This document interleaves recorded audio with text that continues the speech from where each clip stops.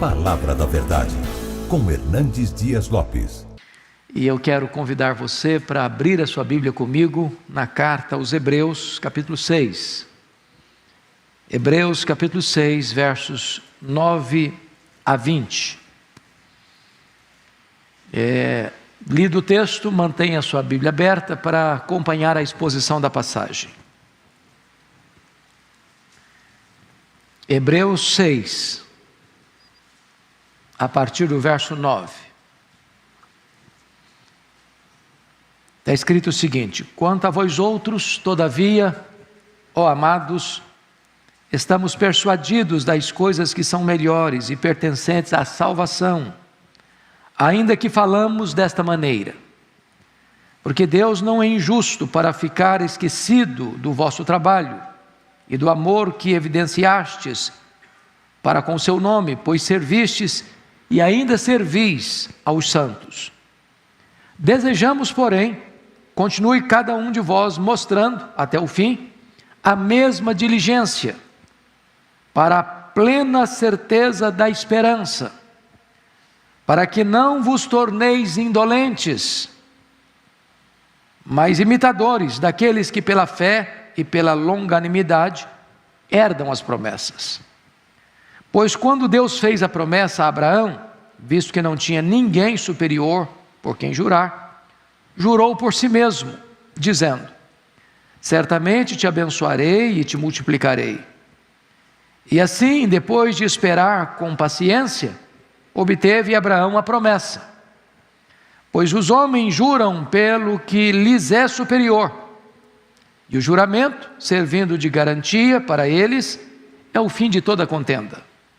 Por isso, Deus, quando quis mostrar mais firmemente aos herdeiros da promessa a imutabilidade do seu propósito, se interpôs com juramento, para que, mediante duas coisas imutáveis, nas quais é impossível que Deus minta, forte alento tenhamos nós, que já corremos para o refúgio, a fim de lançar mão da esperança proposta, a qual temos por âncora da alma, segura e firme, e que penetra além do véu, onde Jesus, como precursor, entrou por nós, tendo se tornado sumo sacerdote para sempre, segundo a ordem de Melquisedeque.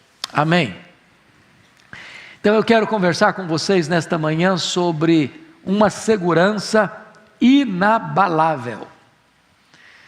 Bom, eu acho que todos vocês sabem que este texto é precedido pelo texto mais difícil desta carta, o texto talvez mais complicado de entendimento de todo o Novo Testamento, que é o capítulo 6, 4 a 8.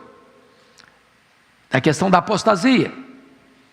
E ele disse no capítulo 6 que aqueles que caíram, é impossível outra vez renová-los para arrependimento.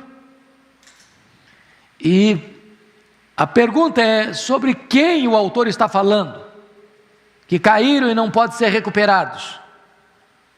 É de pessoas salvas? É de crentes lavados no sangue do Cordeiro? É de gente que estava com o nome no livro da vida, selado com o Espírito Santo, justificados pela fé, convertidos a Cristo?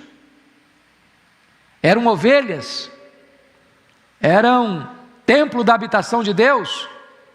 Ou eram apenas pessoas crentes nominais, que embora membros de uma igreja visível, não faziam parte da igreja invisível? Se vocês perceberem, a própria leitura do texto de hoje já responde esta pergunta. A apostasia não é de crente salvo, mas é de crente nominal. O contexto aqui é de judeus que vieram para o cristianismo e, em virtude da perseguição, estavam de volta para o judaísmo. Se estavam de volta para o judaísmo, depois de terem abraçado o cristianismo, é porque na verdade não eram verdadeiros convertidos, eram nominais, era apenas uma adesão e não uma conversão. E aqui no verso 9, notem vocês que existe uma conjunção adversativa, há um contraste. Quanto a vós outros, todavia. Então ele está contrastando os apóstatas com os verdadeiros crentes, mostrando para nós que não há possibilidade de o texto anterior estar ensinando a perda da salvação. Aqui ele está deixando claro que os verdadeiros crentes, regenerados, selados, habitados pelo Espírito Santo, cujo nome está no livro da vida, no rol de membros da igreja do céu, da igreja invisível, esses não podem se perder jamais.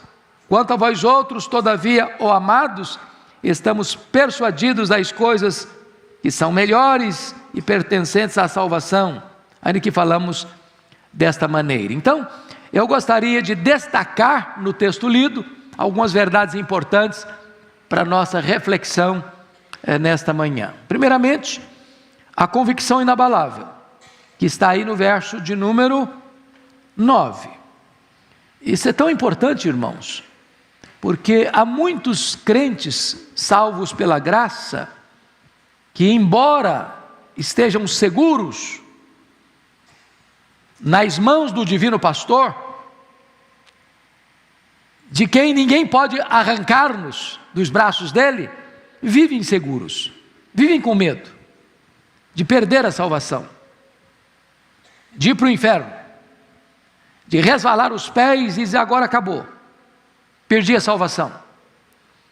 A salvação é uma dádiva de Deus, é dada por Deus, foi planejada por Deus, foi executada por Deus, é consumada por Deus, é garantida por Deus. A segurança da minha salvação não está no meu esforço. Quem persevera é Deus em nos salvar. Aquele que começou boa obra em nós há de completá-la até o dia de Cristo Jesus.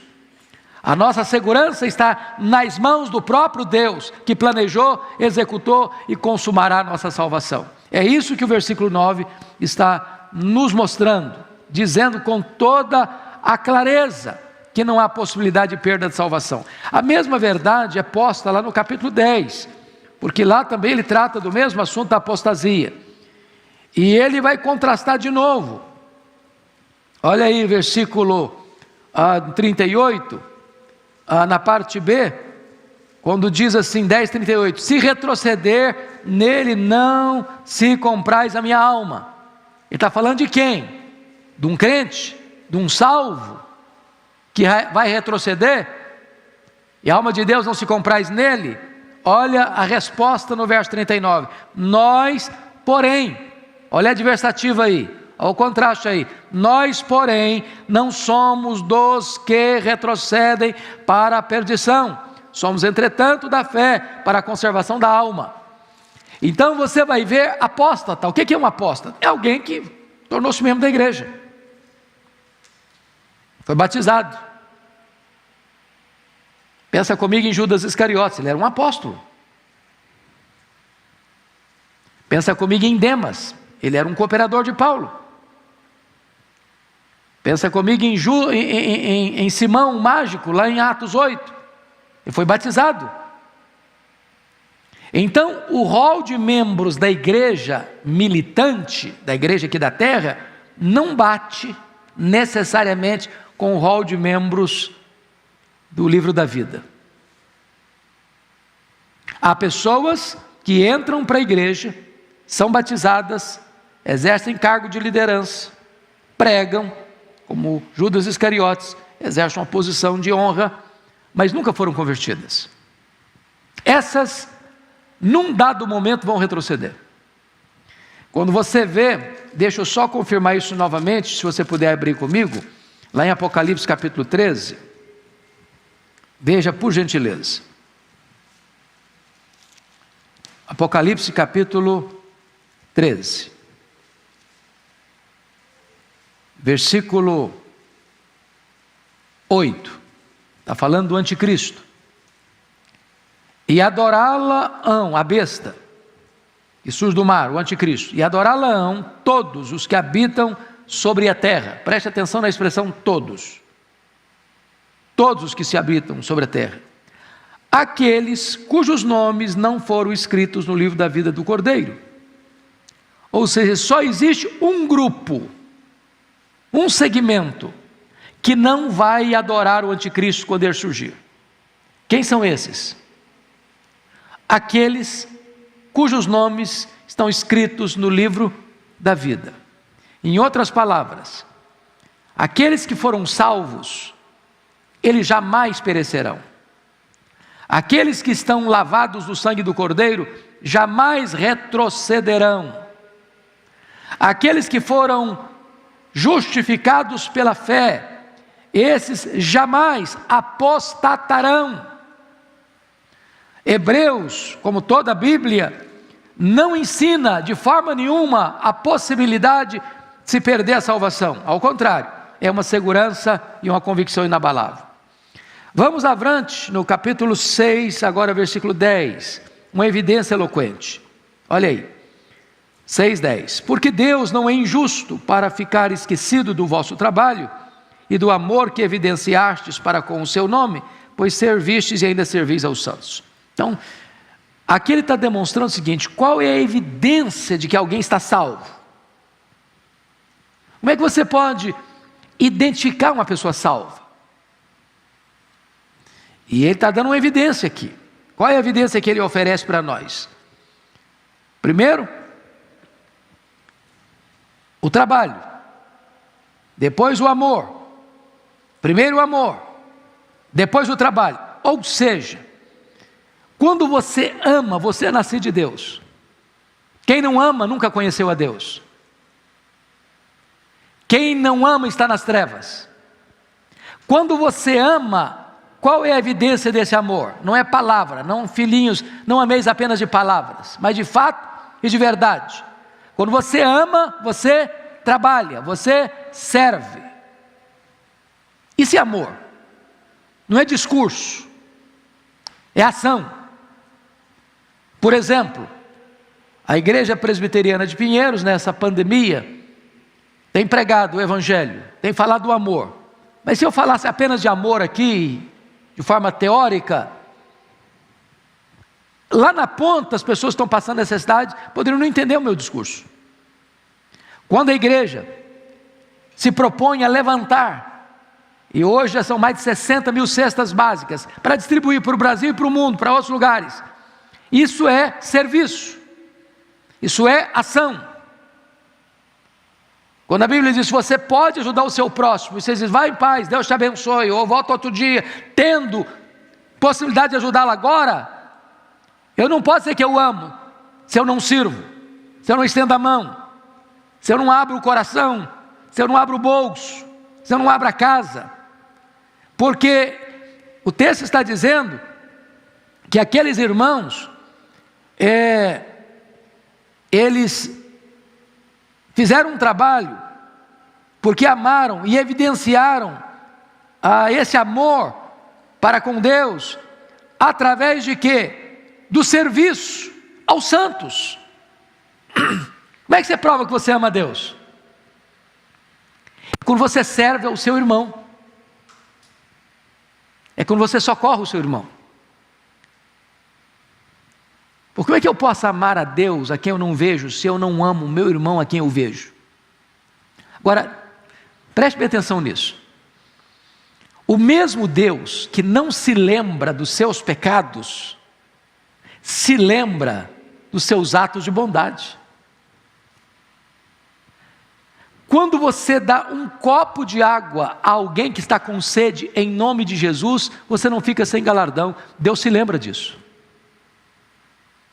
Mas do seu pecado que Ele perdoou, Ele não se lembra mais. Ele joga para trás das suas costas, Ele lança na profundeza dos mares, Ele apaga como a névoa, Ele esquece do seu pecado, mas não se esquece quando você faz o bem, quando você serve ao seu irmão, quando você ajuda e socorre ao seu irmão. Olha que coisa maravilhosa. É por isso que a Bíblia fala de galardões. Quando você serve, quando você socorre, quando você abençoa, quando você estende a mão, quando você abre o bolso, quando você abre o coração, quando você abre a casa para servir aos santos, isso fica registrado nos anais dos céus, e Deus se lembra disso.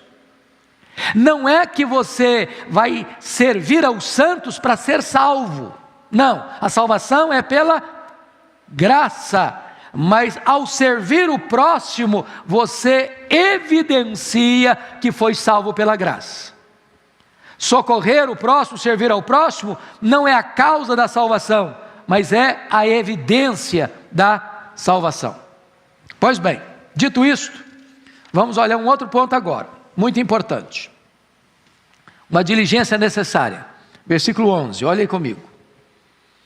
Desejamos, porém, continue cada um de vós mostrando até o fim a mesma diligência para a plena certeza da esperança. O que ele está dizendo? Ele está dizendo o seguinte: não basta você ter um arroubo de entusiasmo para ajudar o próximo num momento pontual e depois afrouxar as mãos, depois botar a vida no piloto automático e deixar a vida levando você. Não. Você precisa ter o quê? Continuidade, perseverança. Você precisa ter o quê? Diligência no que você está fazendo. É por isso que a Bíblia diz que você deve desenvolver a sua salvação. Está lá em Filipenses 2:12. Dá uma olhadinha rapidinho comigo aí, para entender, porque esse texto às vezes as pessoas têm dificuldade de entender o significado dele. Filipenses 2:12, olha aí.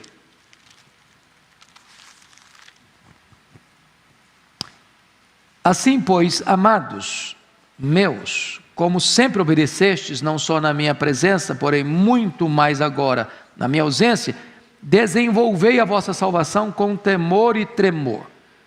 Tem gente que acha que Paulo está ensinando aqui que você vai construindo a sua salvação, que você vai montando a sua salvação, que você que vai construindo a sua salvação. Não é isso que ele está dizendo, não. Não é isso que ele está dizendo, não. Ele está dizendo que a salvação que você recebeu precisa ser cultivada. O que ele está dizendo é que, vamos ilustrar isso, é como se você tivesse recebido um terreno por herança. Você não comprou o terreno, você recebeu por herança. A salvação é uma dádiva de Deus. Agora você pode pegar esse terreno que você recebeu e cultivá-lo, plantar nele, colher dele, para que ele produza, para que ele frutifique, para que ele traga renda. Então o que o texto está querendo dizer é o seguinte: você recebeu a salvação é de graça, mas agora você pode pegar essa lavoura, esse terreno e cultivá-lo, desenvolvê-lo. Você pode, já que foi salvo pela graça, agora ser generoso, ser diligente nas boas obras, socorrer, servir. Essa é a ideia, essa é a ideia. Deixa eu pegar um outro texto para vocês entenderem o que está aqui. Olha em Gálatas 6:9, por favor. Gálatas 6:9. Aqui tem um texto interessantíssimo. 6:9. Está escrito assim: e não nos cansemos de fazer o bem, porque a seu tempo ceifaremos, se não desfalecermos. Fazer o bem às vezes cansa, sabia? Tem gente cansada na obra e cansada da obra. Porque nem sempre ao fazer o bem você recebe o retorno de quem recebeu o bem. Tem gente que você faz o bem para ele, ele vira as costas para você ainda. Você faz o bem para ele e ele não agradece o bem que você fez. E de repente você pode ficar frustrado e cansado. E Paulo exorta: não nos cansemos de fazer o bem. Não nos cansemos de fazer o bem. Por que não? Porque a seu tempo ceifaremos, se não desfalecermos. O que ele está querendo dizer com isso? Ele está querendo dizer com isso que ainda que você não receba o devido reconhecimento de quem recebeu o bem que você fez, de Deus você vai receber recompensa. No devido tempo você vai ceifar, você vai colher. Porque Deus não é injusto para ficar esquecido do serviço que você presta aos santos. Olha que coisa maravilhosa. Quer ver outro exemplo bíblico? Lá em Mateus 24:13, nós somos informados, porque ele está falando de diligência nesse versículo, né? De diligência. Então, lá em Mateus 24:13, a ordem do Senhor Jesus é esta: aquele, porém, que perseverar até o fim será salvo. Vamos entender de novo esse texto. Vamos entender de novo esse texto, porque será que Jesus está querendo dizer que você só pode ter certeza da sua salvação na horinha que você estiver partindo? Na horinha que você estiver morrendo? É isso que ele está dizendo? Não, não é isso. Não é isso. No momento em que você crê no Senhor Jesus, você já tem a certeza, a garantia. Quem crer em mim, João 6,47, tem a vida eterna. Quem disse isso? Jesus. Você acha que Jesus mentiria para você? Jamais. Então o que ele está dizendo? Se você crê, você tem o quê? A vida eterna. Quem é que tem a vida eterna? Quem crê. O verbo não está no futuro, terá. Está no presente indicativo. Quem crê, tem. Eu tenho essa Bíblia, eu não terei, eu tenho essa Bíblia. Está entendendo? Agora, qual é a evidência que eu tenho a vida eterna? Agora, já? É eu que persevero até o fim. Porque se eu não persevero até o fim, eu nunca tive. Eu nunca tive. Está claríssimo, irmãos, para vocês? Ok, então vamos prosseguir. Volta lá para Hebreus. Versículo 12 agora, 6:12. Vamos entender outra coisa importante aí. Hebreus 6:12. Veja comigo. Para que não vos torneis indolentes, mas imitadores daqueles que pela fé e pela longanimidade herdam as promessas. Veja bem que o autor aos Hebreus está tratando de diligência, e ele não quer que você seja indolente, corpo mole, entendeu? Relaxado, omisso, braço cruzado, que não põe em prática o que você conhece. Então, o que ele está dizendo aí? Você deve fazer o quê? Imitar. Imitar. Imitar quem? Imitar gente que anda com Deus. Você deve imitar aqueles que pela fé e pela longanimidade herdam as promessas. Em outras palavras, mirem bons exemplos.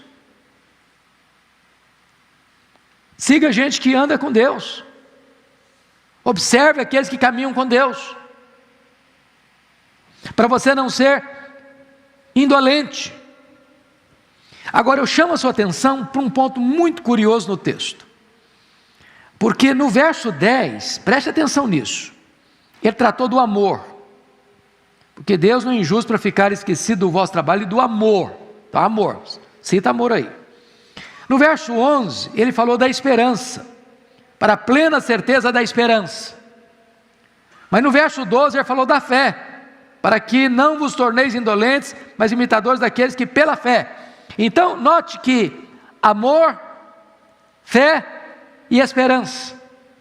Isso diz alguma coisa para você? Amor, fé e esperança são as 3 virtudes cardeais, que está lá em 1 Coríntios 13:13. Resta agora o amor, a fé e a esperança. Esses 3. Mas o maior desses é o amor. Então, quais são as marcas de um cristão maduro?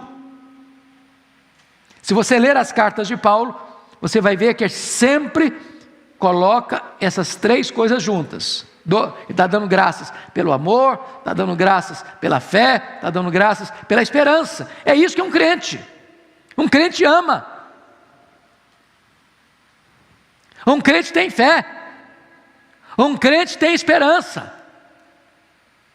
Esse é o apanágio, essa é a marca, esse é a nossa identidade como cristãos.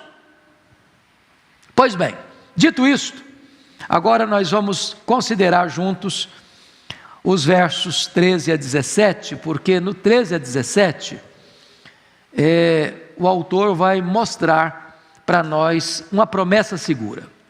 Pois quando Deus fez a promessa a Abraão, visto que não tinha ninguém superior por quem jurar, jurou por si mesmo. Vamos entender isso aqui, irmãos, porque naquela época não tinha todos os aparatos que nós temos hoje do trabalho jurídico, né, dos cartórios, das garantias que se tem num contrato de compra e venda, né? Então, eu me lembro até bem recentemente, eu fui criado lá na roça, e eu me lembro que o meu pai, ao fazer um negócio, tinha o hábito de dar a mão. Quando 2 homens, ao fazer um negócio, davam a mão, está feito. Essa era a expressão, está feito. Está feito, está feito. Lembra de uma outra expressão? Um fio de contrato, basta um fio do bigode. Então, naquela época, quando ia se firmar um acordo, um contrato, uma promessa, um compromisso, a pessoa fazia um juramento. Ao fazer um juramento, alguém maior do que ele cessava a contenda. Ou seja, não tem dúvida, está seguro, está certo, não dá para mudar mais, não volta atrás mais, não vira casaca mais, não desfaz mais o negócio, entendeu? O juramento cessava a contenda, cessava qualquer demanda, dúvida, incerteza. Agora, o autor está dizendo que Deus não tem ninguém maior que Ele para jurar.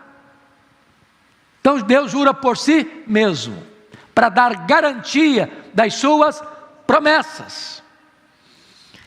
Agora veja vocês, amados irmãos, no texto, que, olha aí em que contexto, versículo 14 agora, dizendo: certamente abençoarei e te multiplicarei, e assim depois de esperar com paciência, obteve Abraão a promessa. Pois os homens juram pelo que lhes é superior, e o juramento servindo de garantia, para eles é o fim de toda contenda. Por isso Deus, quando quis mostrar mais firmemente aos herdeiros da promessa a imutabilidade do seu propósito, se interpôs com juramento. Agora vamos entender essa questão, que essa palavra foi dada para Abraão, né?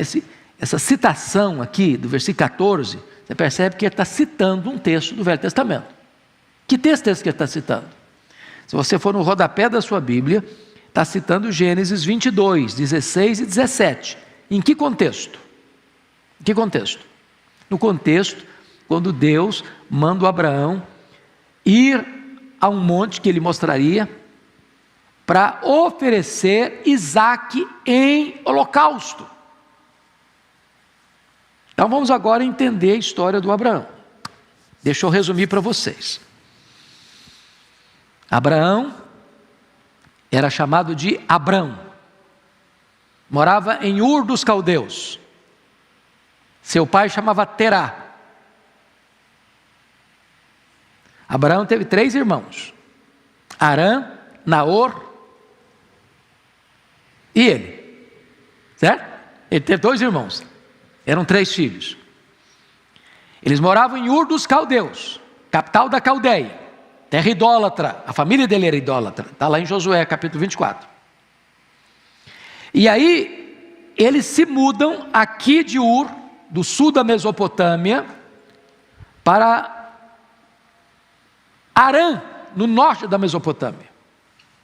Naquela época as famílias tinham casamentos consanguíneos.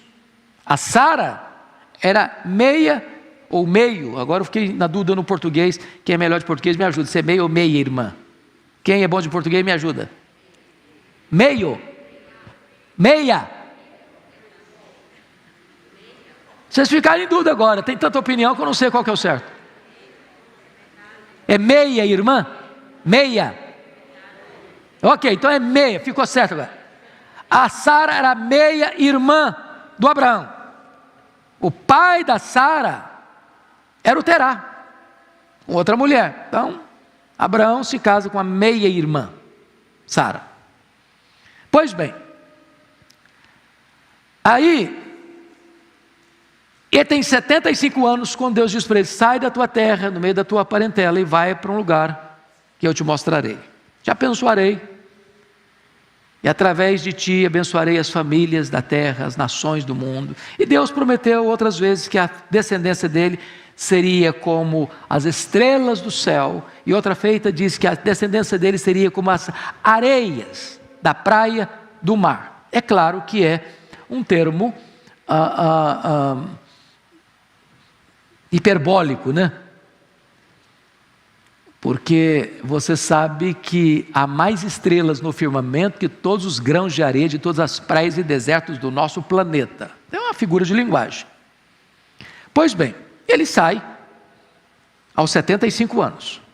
Com 86 anos, aliás, 85 anos, a Sara, que era estéril, achando que não ia ter mais jeito de ser mãe mesmo, porque já tinha cessado as regras, inclusive, diz para o Abraão o seguinte: olha, Abraão, não vai ter jeito não, então faz o seguinte, pega a minha serva, que era Agar, que veio lá do Egito, quando ele passou por lá, coabita com ela, e eu vou ser mãe por meio de Agar. O Abraão, em vez de confrontar a sua mulher, diz: não, minha filha, Deus me prometeu, Deus vai cumprir, vamos dar mãozinha para Deus, eu não preciso de mãozinha nossa não.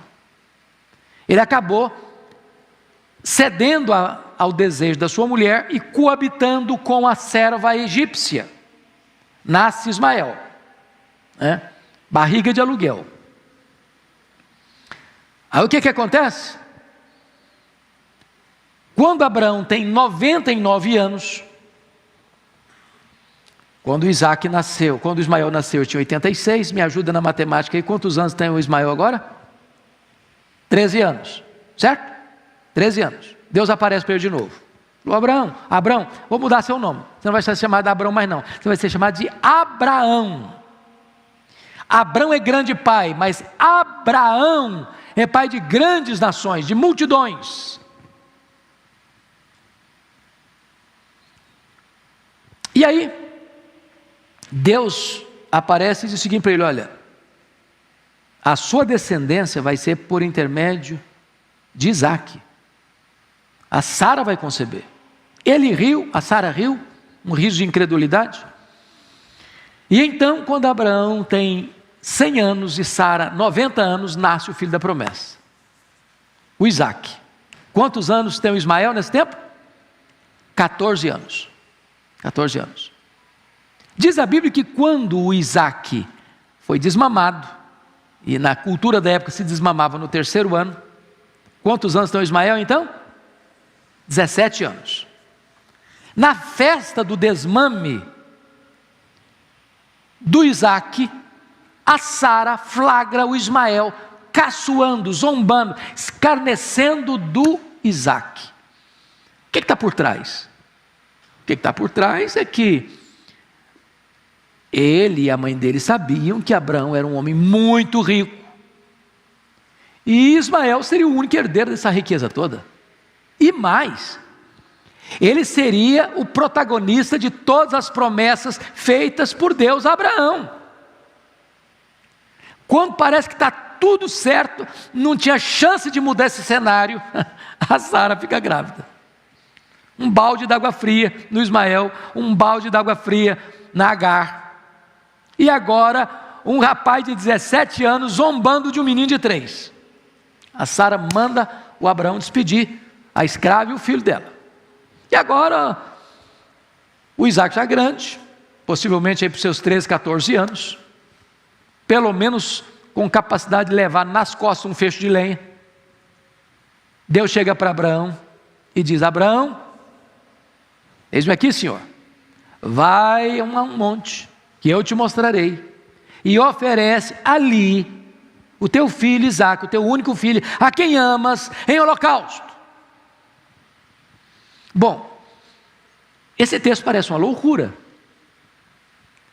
porque Abraão saiu com 75 anos, esperou 25 anos o cumprimento da promessa, agora o menino já tem 13 para 14 anos, o Abraão já está com 113, 114 anos, e Deus pede para ele sacrificar o filho que prometeu, o herdeiro da promessa.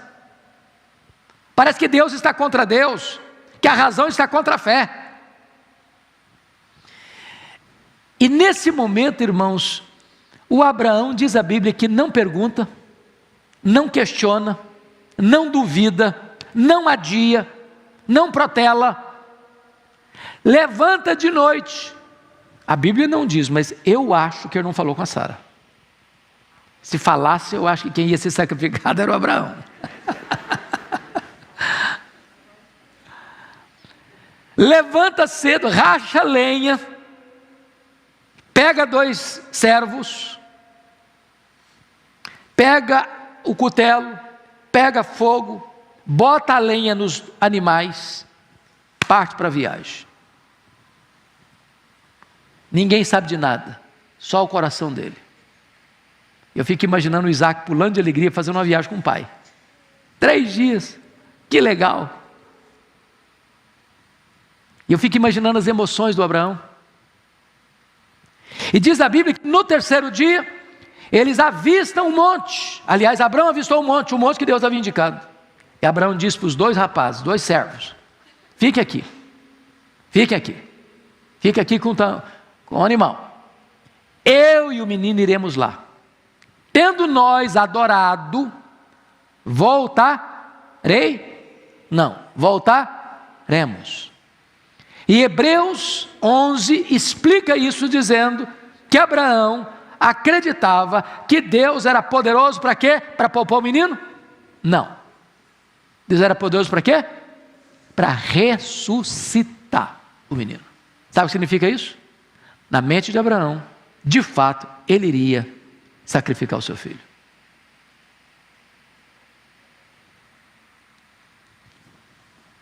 Pense comigo nessa cena de novo. Abraão pega a lenha do animal, bota nas costas do Isaque,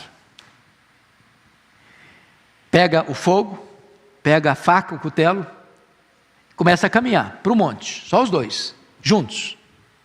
Quando lá pelas tantas, o Isaque pergunta para o pai assim: papai, aqui está o fogo, aqui está o cutelo, a lenha está nas costas dele mesmo, mas cadê o cordeiro para o sacrifício?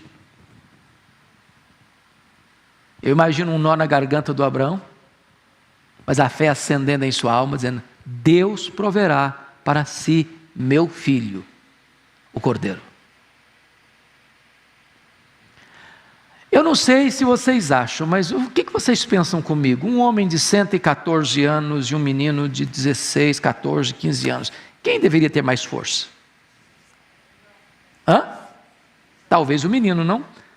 Porque Abraão não pegou o feixe de lenha nas costas. Quem pegou o feixe de lenha nas costas foi o menino, o rapaz. A Bíblia não relata isso. Mas sabe qual a visão que eu tenho desse texto? Que é o texto mais eloquente sobre a cruz, sacrifício de Cristo. É que nesse momento, Abraão deve ter contado para Isaque: meu filho, contou a história para ele. Porque não faz sentido você entender que Abraão pegou o rapaz, amarrou o rapaz.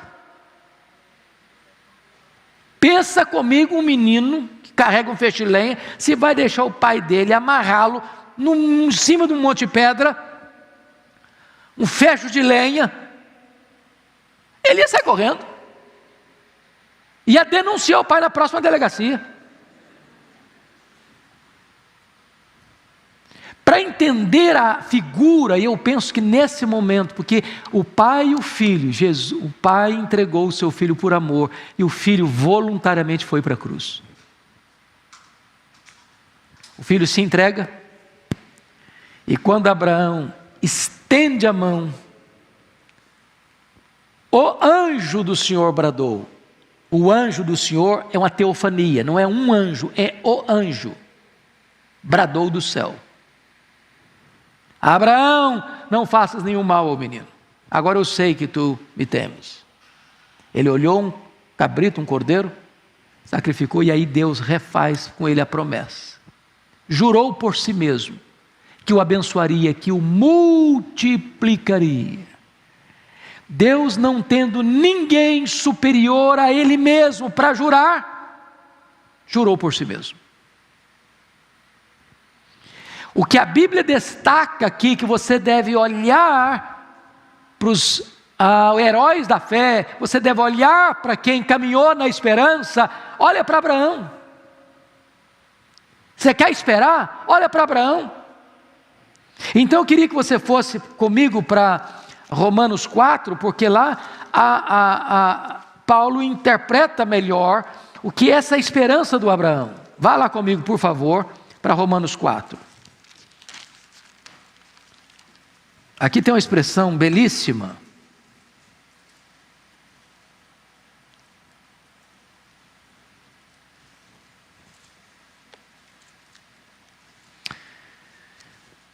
Veja comigo a partir do verso 17, como está escrito. Como está escrito: por pai de muitas nações te constituí, perante aquele no qual creu, o Deus que vivifica os mortos e chama à existência as coisas que não existem. Abraão, verso 18, esperando contra a esperança, creu, para vir a ser pai de muitas nações, segundo lhe fora dito, assim será a tua descendência. E sem enfraquecer na fé, embora levasse em conta o seu próprio corpo amortecido, sendo já de 100 anos, e a idade avançada de Sara, não duvidou por incredulidade da promessa de Deus, mas pela fé se fortaleceu, dando glórias a Deus, estando plenamente convicto de que Ele era poderoso para cumprir o que prometera, pelo que isso lhe foi também imputado para a justiça. Então, o que o autor aos Hebreus está nos ensinando, voltando para Hebreus 6? Ele está nos ensinando a termos esperança nas promessas de Deus. O que Deus prometeu, Ele vai cumprir. Pois bem, queridos irmãos, o que ele está querendo dizer é que a esperança de fé não é nenhuma fantasia. A esperança de fé está ancorada na promessa de Deus, é no juramento de Deus. Agora, vamos para o versículo, por favor, olhe comigo, versículo 17, 6,17, Hebreus. Por isso, Deus, quando quis mostrar mais firmemente aos herdeiros da promessa a imutabilidade do seu propósito, se interpôs com juramento, para que, mediante duas coisas imutáveis, nas quais é impossível que Deus minta, forte alento tenhamos nós que já corremos para o refúgio, a fim de lançar mão da esperança proposta. Então deixa eu fazer uma pergunta para vocês. Quais são essas duas coisas imutáveis aí? Quais são essas duas coisas imutáveis? Para nos dar garantia da salvação. Quais são? As duas coisas imutáveis que ele está dizendo aqui, primeiro, é a promessa de Deus. Deus prometeu, Ele é fiel para cumprir. Segunda coisa imutável, que não pode mudar. Primeiro é a promessa, segunda é o juramento. É o juramento. Deus não só deu a promessa, Deus selou essa promessa com um juramento. Deus pega a própria cultura do povo, uma linguagem que o povo entendia, Quando alguém ia fazer um contrato, firmar um negócio, firmar um acordo, um compromisso, um pacto, se fazia juramento. Ao fazer juramento, a mão está dada, o fio do bigode está presente, compromisso está selado, não volta atrás. Então Deus deu a promessa, e a promessa já é imutável, mas Deus quer fortalecer ainda mais, dar mais garantia. Em outras palavras, Deus é o avalista da sua própria promessa. Deus está botando a sua assinatura no contrato, fazendo um juramento, dizendo: o que eu prometi é imutável, não muda. A segurança da sua salvação é inabalável. Então, eu quero terminar olhando com vocês o verso 18b até o 20, porque aqui há 3 ilustrações eloquentes para nos falar da nossa segurança da salvação em Cristo Jesus. Primeiro, olha o versículo 18, a parte B. Forte alento tenhamos nós que já corremos para o refúgio, a fim de lançar mão da esperança proposta. Já corremos para o refúgio. Essa palavra diz alguma coisa para você que lê a Bíblia há muitos anos? Lembra das cidades refúgios? Quando alguém cometia um crime de sangue, não dolosamente, e os vingadores de sangue corriam atrás dessa pessoa para matá-la, para se vingar, essa pessoa que tinha cometido o crime de sangue, não dolosamente, não intencionalmente, fazia o quê? Corria para a cidade refúgio. Ao chegar na cidade refúgio, o vingador de sangue não podia entrar. Mas essa cidade refúgio, irmãos, apenas era um exemplo, um tipo de quem é Cristo para você e para mim. O vingador de sangue, o assassino, está atrás de nós, no nosso encalço, querendo nos destruir, querendo nos matar. Mas no momento em que você correu para Cristo, Ele é a sua cidade refúgio. Quando você está em Cristo, o diabo não pode mais atingir você. Aquele que é nascido de Deus, Deus o guarda, e o maligno não lhe toca. Você está em Cristo, e Cristo é a sua cidade refúgio. Segunda figura, versículo 19, a parte A.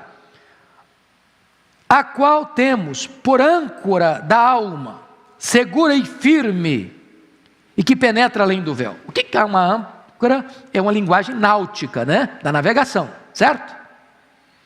Então, é uma coisa de ferro, pesada, que se lança. Por ser pesada, ela vai até o fundo do mar. E via de regra, ela se engasta lá, se prende lá às rochas, mantendo o navio o quê? Seguro e firme. Agora notem vocês, na navegação, a âncora é lançada para baixo. Na nossa salvação, a âncora é lançada para cima. Você tem uma âncora segura e firme, firmada lá em cima. A promessa de Deus, o juramento de Deus, que você que está em Cristo, está seguro, está firme. Sua salvação está o quê? Garantida. Terceira figura e última, o precursor divino. Olha comigo aí o versículo 19b e o 20. Segura e firme, e que penetra além do véu, onde Jesus, como precursor, entrou por nós, tendo se tornado sumo sacerdote para sempre, segundo a ordem de Melquisedeque. Essa palavra precursor, irmãos, no grego, a palavra prodomos, significa o batedor, a guarda avançada de um exército. Você já viu, quando tem uma autoridade entrando numa cidade, ou indo, passando por uma determinada rua ou bairro, que vão os carros batedores na frente. Essa palavra aqui. Essa palavra aqui. Jesus é a nossa guarda de elite, é o batedor que vai na frente desse exército que o segue. Ele vai abrindo o caminho. Ele vai abrindo o caminho. E vai penetrando além do véu. E nós somos os seus seguidores. Ele nos dá direção, Ele nos dá proteção, Ele nos dá garantia. E o texto está dizendo que Ele penetra além do véu, como o nosso sumo sacerdote para sempre, da ordem de quem? Melquisedeque. O sacerdócio levítico fechou, encerrou, cumpriu seu ciclo, porque apontava para Cristo, o sacerdote para sempre, da ordem de Melquisedeque. Em outras palavras, sua salvação está segura, porque Jesus está lá em cima, como seu intercessor, como seu advogado, como seu sumo sacerdote. Oh, irmãos, que bênção é desfrutar desta segurança da salvação. Você e eu estamos nos braços daquele que governa o universo, que está sentado no trono, que intercede por nós, que voltará para nos buscar. A Ele toda a glória, honra e louvor. Amém.